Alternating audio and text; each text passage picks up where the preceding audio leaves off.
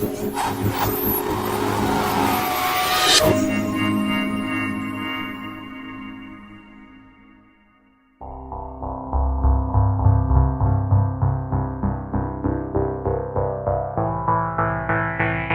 wanted to show you one of my favourite props from last year's Christmas lectures, which is a Mobius strip steel track covered in maybe 2,000 or 3,000 of these super strong neodymium magnets.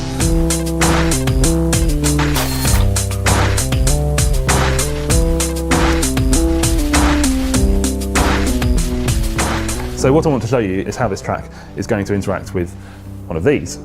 This is a high temperature superconductor made of yttrium barium copper oxide as a sort of ceramic material. And a superconductor is something that when you cool it down, in this case with liquid nitrogen, loses all its electrical resistance. So this leads to some interesting behaviours, which I'm going to show you.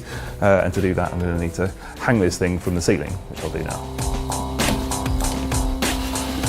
Oh.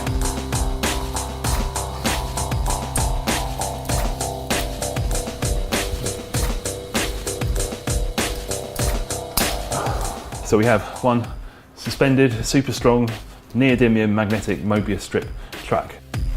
All we need now is some liquid nitrogen. So we're down in one of the labs at the RI. This is where the liquid nitrogen is stored. Right, that'll probably do.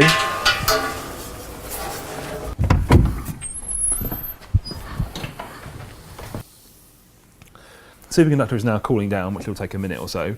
It needs to be cooled down in situ because what I'm trying to get to is to have the superconductor kind of locked into this position. So I need to cool it down in situ above the track. I'm cooling it down past its critical temperature, the temperature at which it will become a superconductor and its electrical resistance will completely disappear, which is about minus 180 degrees. The burger tray is there, maintain a spacing between the superconductor and the track. I mentioned that we're trying to lock it into a specific position, so that is the position that we want it to take up. Just going to slide this off. This is the best way I've found of doing this. If I hold this up quickly enough, you can see there that it's actually levitating on the track. You might be able to see a gap underneath it there, sliding back and forth, levitating. Oh, and okay, there. So unfortunately, it warms up quite quickly because obviously the effect only works as long as it's at its superconducting temperature. So what's actually going on there? A good way to start to understand that is to think about how magnets interact with ordinary conductors like this copper tube. So if I just drop this nut through, it falls all the way through very quickly, as you'd expect. If I drop a strong magnet through instead, it takes quite a long time. So the reason that's happening is as the magnet moves through the copper, it induces electric currents in the copper. Those electric currents themselves have their own magnetic field, and that magnetic field will always arrange itself so as to resist the motion that's creating it. And this is the fundamental principle of electromagnetism, that moving magnets near conductors or moving conductors near magnets creates electric currents. Now, because this is not a superconductor, because it has electrical resistance, the currents that are created as the magnet falls through will always tend to die away. So if the magnet were, for instance, to be stopped by the electric currents, those currents would immediately die away and the magnet would start falling again. So what actually happens is it just falls slowly through the tube. If, however, this were a superconductor, those currents would not die away. As soon as you induce them by introducing the magnets into the tube, those currents would remain and would keep going even after the magnet has stopped. So if this were a superconductor, the magnets would basically be locked in the pipe. They would be effectively levitating in the pipe indefinitely. So that's part of the explanation. We're sort of halfway there. I'm going to get onto the track now. And to do that, we saw when I was demonstrating the superconductor on the track down here that the effect only lasted a few seconds. It warmed up too quickly. It warmed above its critical temperature and stopped levitating. The solution we decided on for the Christmas lectures last year was to make a little train/boat thing. So we've got a piece of the superconductor embedded in polystyrene with its own little reservoir for liquid nitrogen. So let's cool this down. Again, I'm going to, not a burger tray this time, a slightly different dish.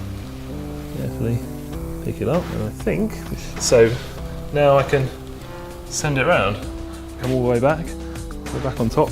This is why we made it like a Mobius strip, so it can go, so it comes back and the opposite side it went round.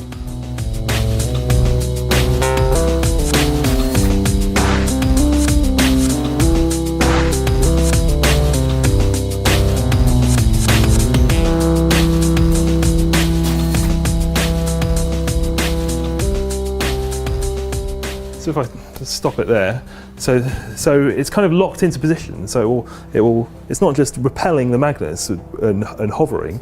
I can sort of pick it up and then stick it underneath as well, and it will hang there. So as I mentioned with the copper, when you induce electric currents in conductors with a moving magnetic field or changing magnetic flux, the electric currents that you create will always have their own magnetic field that resists that change, that resists that motion. So when it's hovering on top of here and gravity is trying to pull it towards the track, that small motion towards sets up electric currents in the superconductor which have a magnetic field that resists that motion. But likewise, when it comes around and it's now on the other side, now gravity is trying to pull it away, so that act of trying to fall away from the track sets up a different set of currents with a different magnetic field, which this time are attracted to the track. So whichever way you try and move it, whether you're trying to move it off to the side, up and down towards the track, away from the track, the superconductor will resist that motion, effectively locking itself into position relative to the track, so that the only direction it can move is the direction in which the magnetic field doesn't change, i.e. along the track. So basically, the superconductor can be any kind of magnet it wants to be, or any kind of magnet it needs to be at that moment to keep itself in the right position relative to the track. So this material was a real breakthrough, and possibly the first step on the way to what might be the holy grail of superconductor research, which would be a superconductor that would operate at room temperature or close to room temperature, at which point we might be able to use them to replace all of the conventional conductors like copper and things that we use in all our electrical applications today. And all of those materials, when they conduct electricity, they do it inefficiently to some extent and waste energy. If we could superconduct in those applications, then that would really change the world.